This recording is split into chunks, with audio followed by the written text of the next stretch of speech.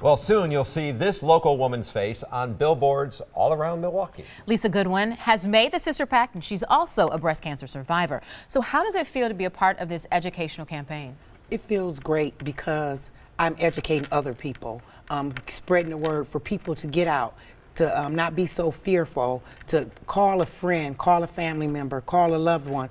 You can even call a male figure in the family and tell them, encourage them to have their wives or cousins or whoever it might be get screened, because early detection saves lives. So this is your picture right here. It says fear doesn't stop us. Who have you made a pact with? I've made a pact with my best friend, Regina Watts. It was 4 of us growing up.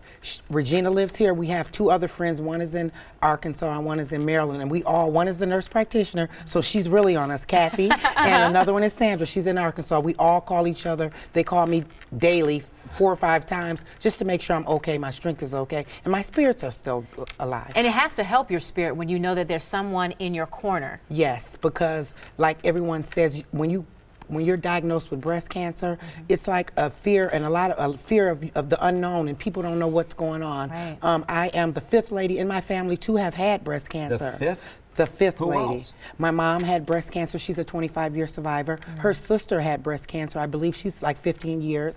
They had an aunt to have breast cancer, and also a great cousin of mine. A great cousin of mine, she was in her 40s, early 40s. She had little children. She passed away because she was fearful. And you were the youngest. I was the youngest, yes. What age?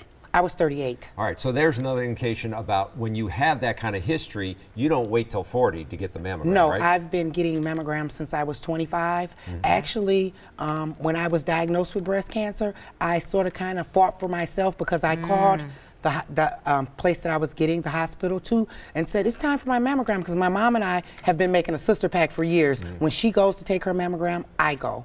And she's like, it's time. And I'm like, they told me I can't. I drove to the hospital. So Lisa, what are you telling people who say, you know what, I don't have the time for this, or you know what, I can't afford it, where am I going to go, how am I going to do this? What would you tell someone? I would tell anyone that is fearful or feel that they don't have insurance or don't have the means or to take care of it, call somebody, reach out. You can call 411. Where Sister Pact is part of 411. They'll give you information about the program. Really? They'll guide you to the people. There are people that I've met that were breast cancer survivors and they had no insurance. There are programs out here that paid for them to get insurance, so they can get treatment and aftercare and medications. So there's no reason that anyone should die of breast cancer if there's access to care. You're absolutely right.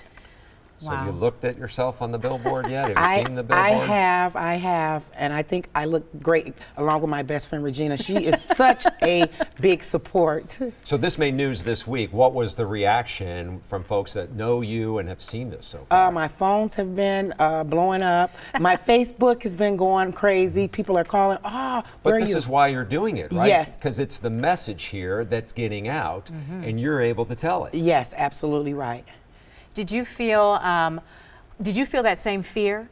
I mean, knowing that it was in your family history, but still when the diagnosis came down? Yes, when the diagnosis came down to me, at first I didn't want to call my mom. I called my husband and I told him, because I was by myself when I got my mammogram, and I was in tears, but they came and I just was, I knew what the treatment and what things would partake of because I dealt with my Yeah, with your mom. mom. Yeah. I took her, I was there every day, and things like that. But with myself, it was just like tears in my eyes. It felt like my heart had just dropped to the bottom. But I prayed and I said, I'm gonna get through this. Yes. I'm gonna get through this, and I'm gonna make sure that I spread the word, and I'm an advocate for other people. I'm not just an advocate for a Sister Pact. I also work with Dr. Alice Yan, and there's a program that we're researching breast cancer through UWM. It's called Sisters We Thrive.